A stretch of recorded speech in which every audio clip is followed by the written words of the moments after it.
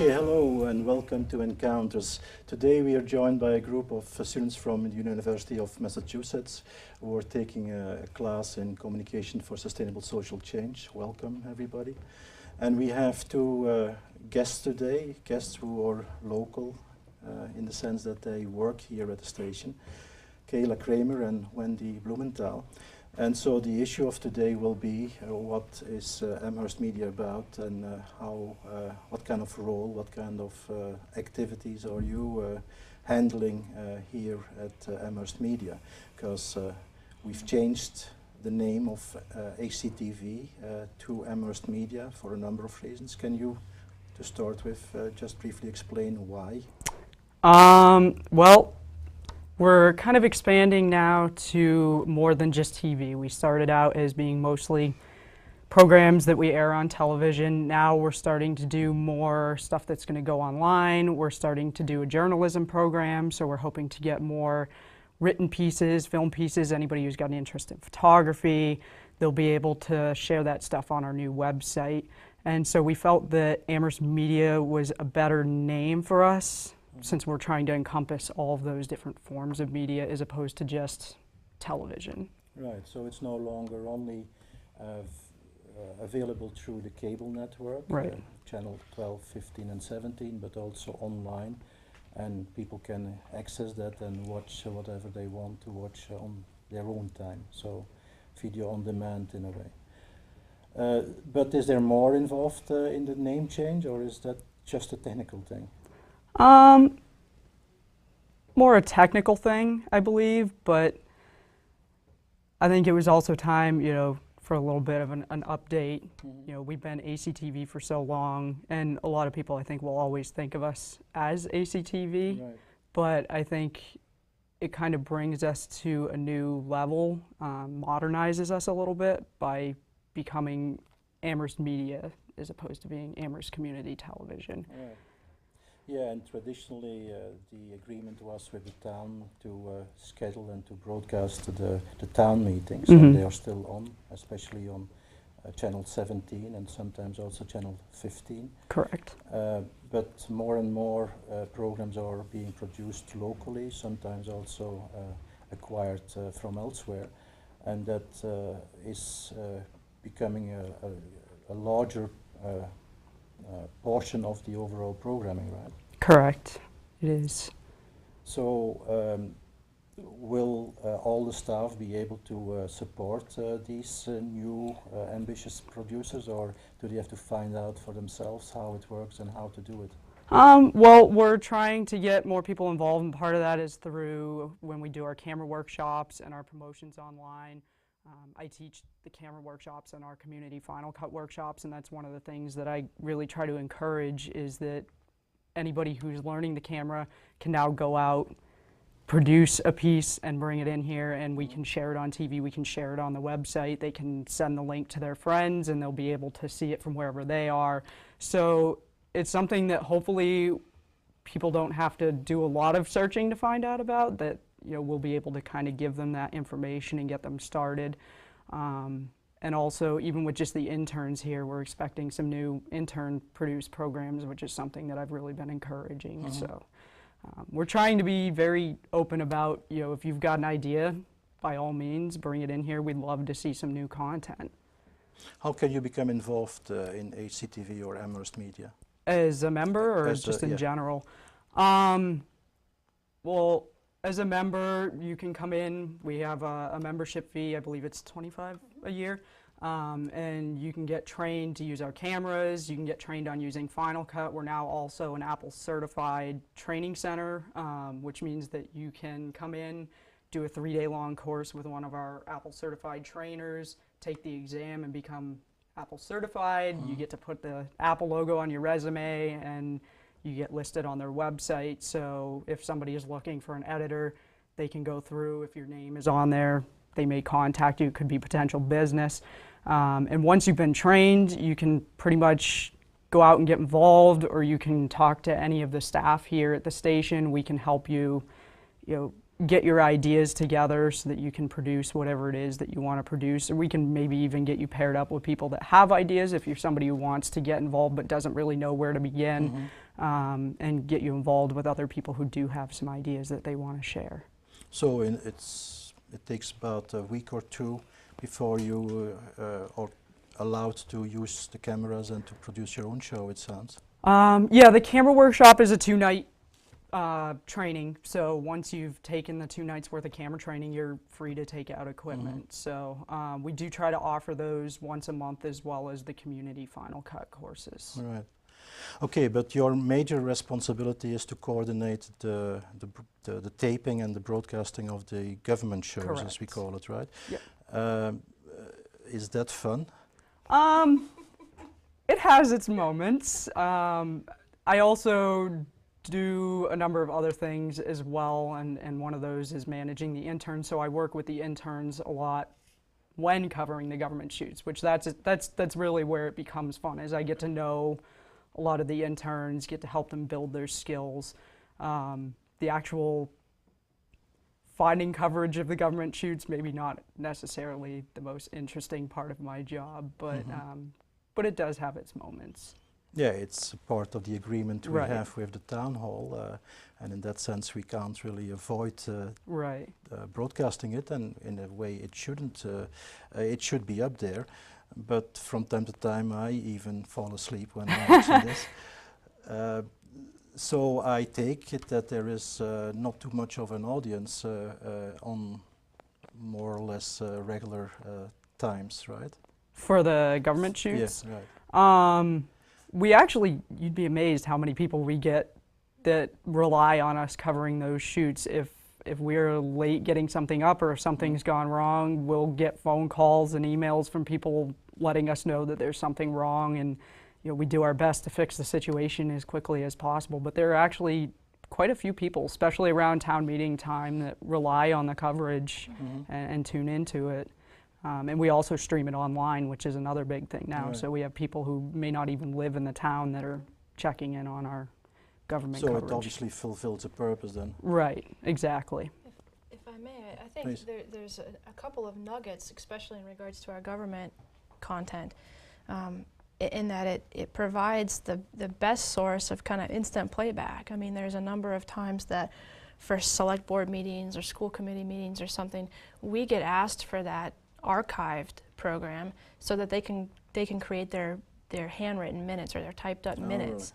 So that's very important, and I hear as an outreach professional for Amherst Media how much the community relies on us for the town government events left and right. So as much as we often have fun in-house kind of talking about government shoots, they're extremely important, and they're the backbone for why and how we started as a public access station. Yeah, for sure. Yeah. It's a nugget of how people engage in the democracy of community, and a very vital resource in the community.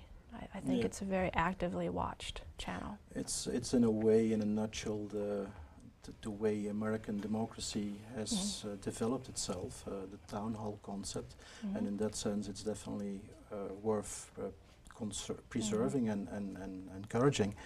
But at the same time, looking at it from a more democratic perspective, from a theoretical perspective, democracy also works in different and other ways, and sometimes it sounds as if all the people in such a room, which we are then watching on TV, don't realize that there is an elephant somewhere in the room which is not talked about. So I think that we also need to educate ourselves and become much more aware of the constraints as well as the context in which democracy occurs and operates these days. But yeah, that's a discussion which we don't have to have today, which may need to be discussed at other levels. But now that we've heard your voice, Wendy, why don't you present yourself and the kind of activities you are coordinating here? Thanks, and thanks for letting me butt in on that piece.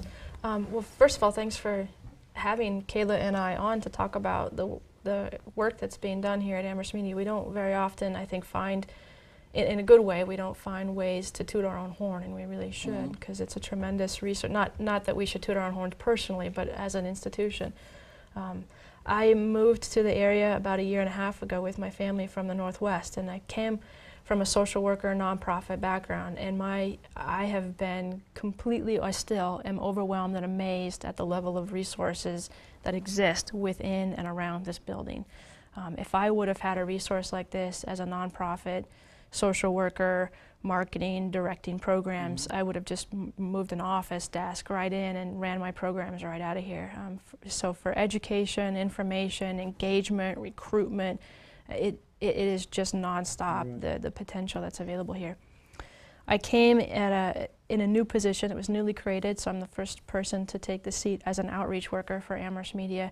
And then shortly thereafter, as an institution or an organization, we moved into this very intentional area of rebranding, redefining ourselves as an organization. And so that included, like Kayla was saying, moving beyond, still very much inclusive and important role of public access, but moving beyond that to embrace all things community media.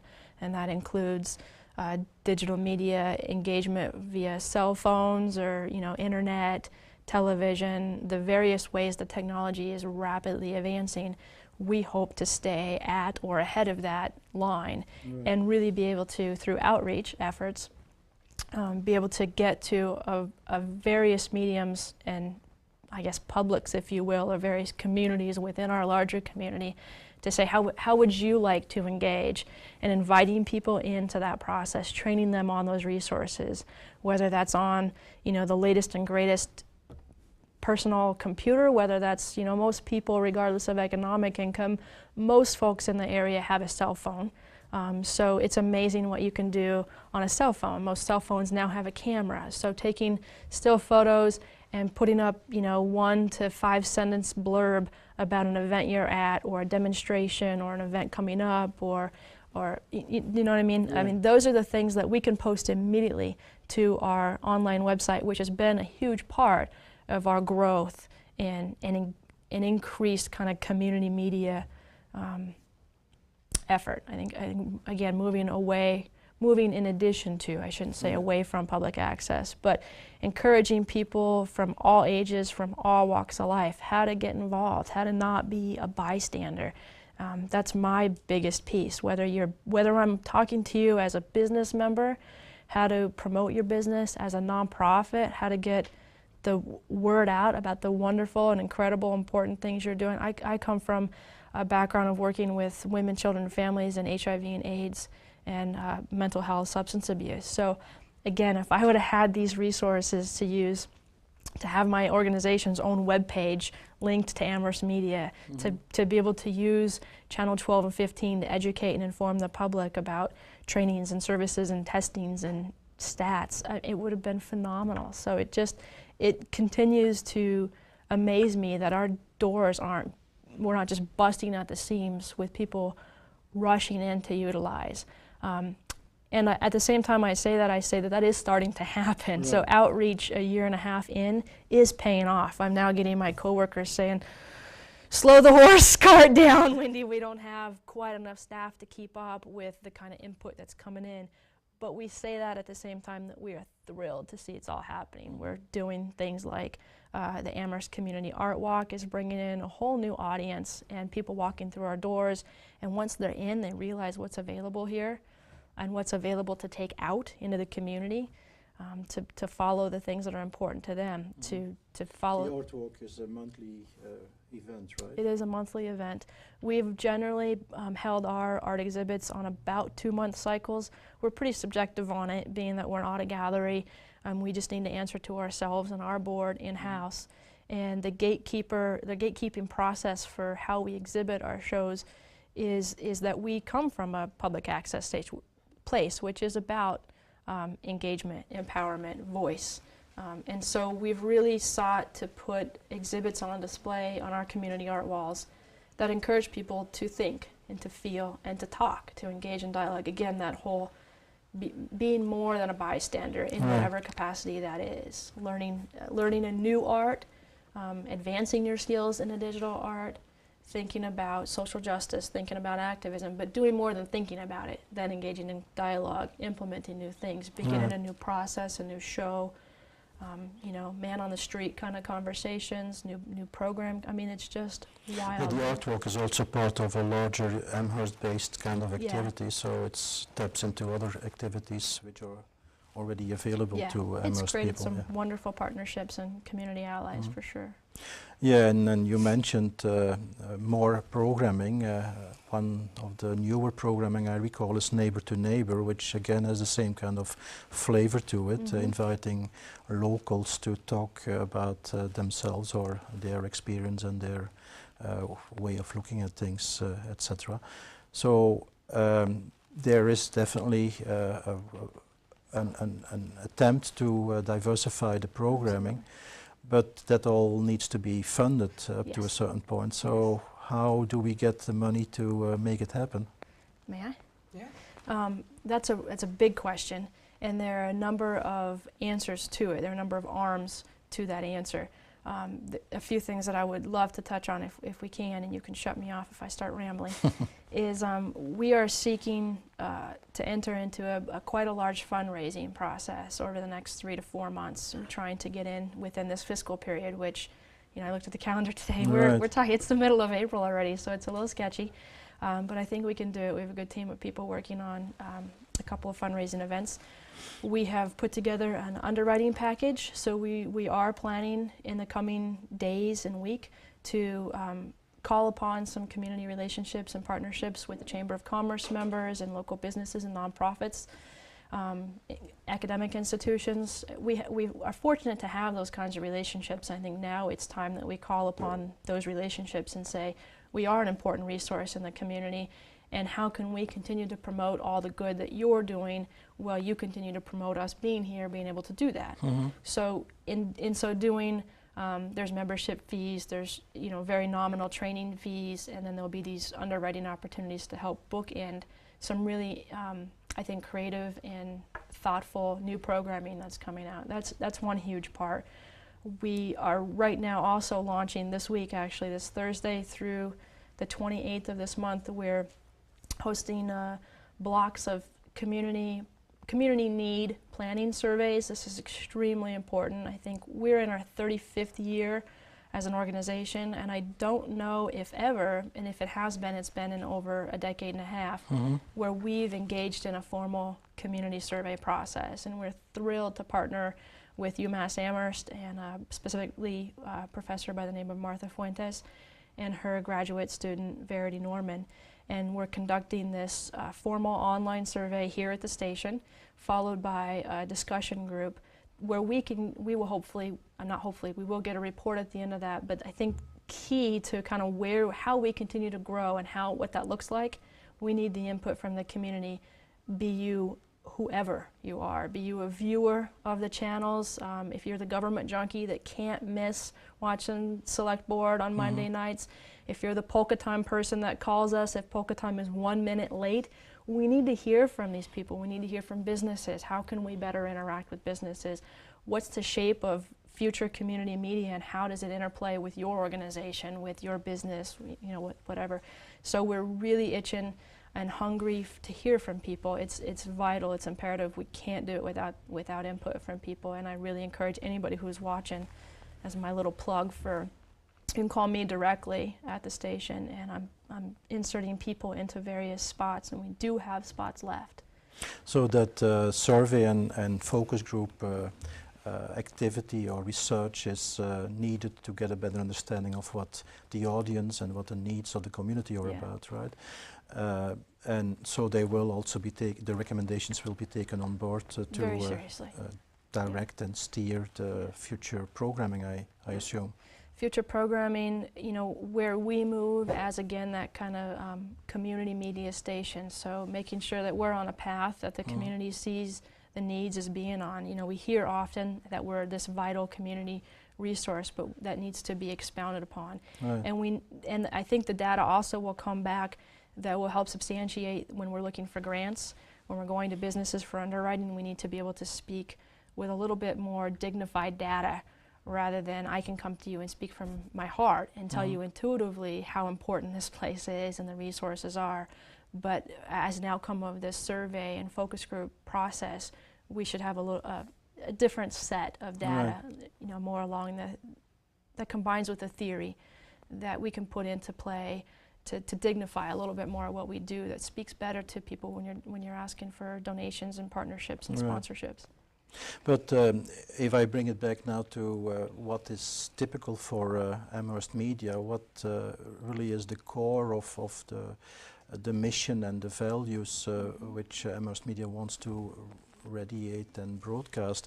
There are other stations around. There is PBS, Springfield and National. What is really, what makes Amherst Media different? What's the peculiar characteristic which you can't find in other places? You own it. You own it in a sense that you have, not just in this particular survey and discussion group process, a chance to say and shape the future, but you own it in that we can train you. You're not going to go to PBS in Springfield and have them hand you a camera and say, go get the things that are important to you. We want to air that. We don't censor it. We don't subjectively choose, oh, I really like Jan's show, but Kayla's show puts me to sleep. We don't do that. It goes up. If you have something that's a little off kilter, it may go up at, you know, wee hours in the morning, but we don't censor program content. We invite everybody. If you could spend a 24 or 48-hour period in the building and get a taste of the kinds of producers that come in, the kinds of people, as well as the content, you would see this hugely eclectic, wide range of use. And that you don't get on a national or Greater Springfield PBS. Those are great. I mean, I watch them on occasion as well. But there's nothing as rich as the local content and the local engagement that comes out of here. It's about covering here. What's happening on campus at UMass? Why is Marks Meadow closing so important to this community? What's going on in the South Point neighborhood, and how do we hear the voice of those people? And that's the biggest difference. Right. So Amherst Media really tries to live up to what it claims to be a dynamic, member-driven, non-profit, public access, information, communication and technology center, I take it. Beautiful. Yeah, we try very hard. Anything else you want to contribute to what has already been said so far? I think Wendy pretty much summed it up. Yeah, I think you did indeed a very good job. So let's move to the public and ask whether there are some questions remaining from you. So how did you go about deciding the parameters of your job? Like, what did you decide between was that's a little excessive, like, you know, not important, and this is what I want to get done? How do you go about that as the first person stepping into your position?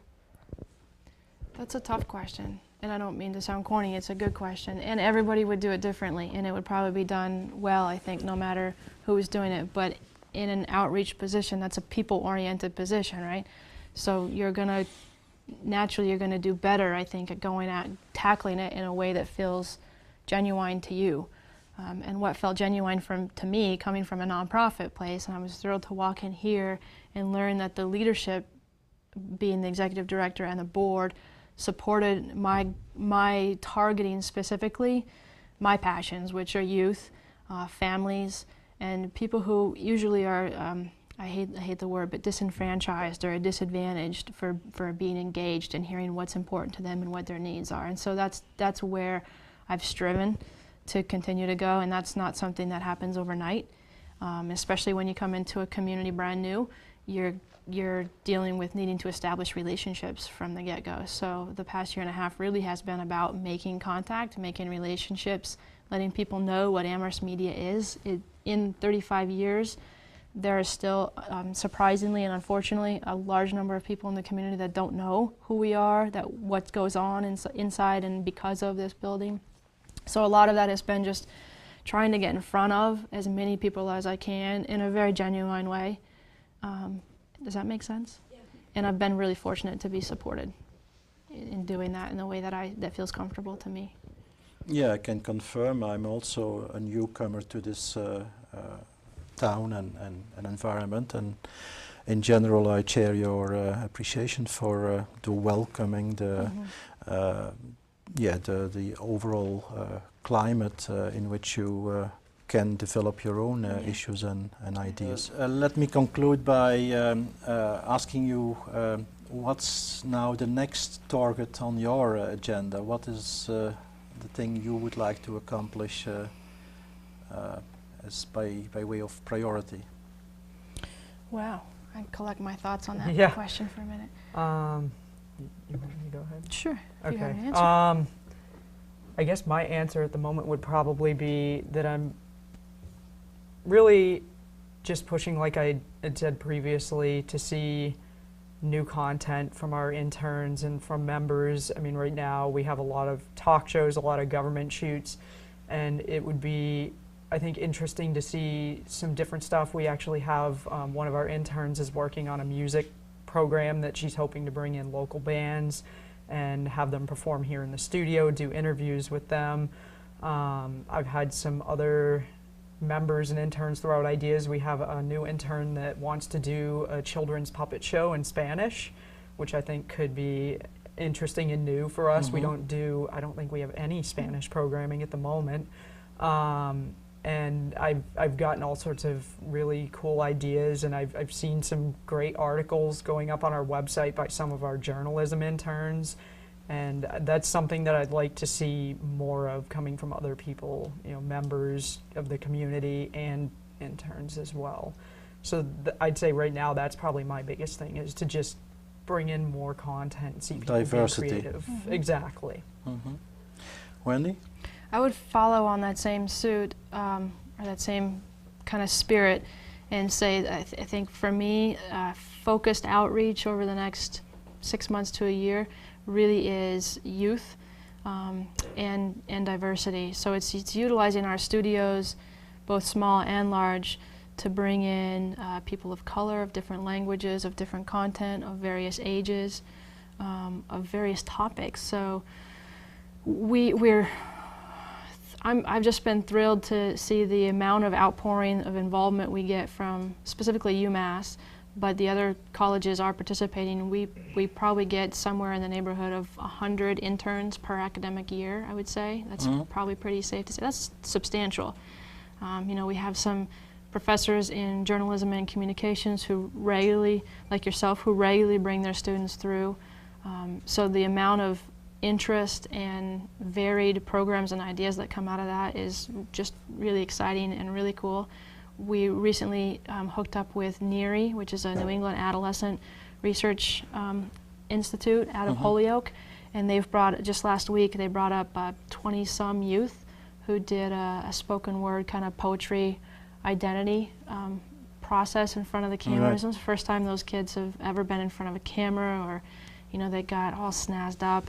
I think things like that are really cool. Getting our youth, we're really connecting our college students with our high school and middle school students right now to talk about, I think, cross-teaching and cross-engagement of digital media to do podcasts and audio casts, and it's quite phenomenal. Reaching out to businesses and organizations, engagement is really the name of the game right now for me. Right.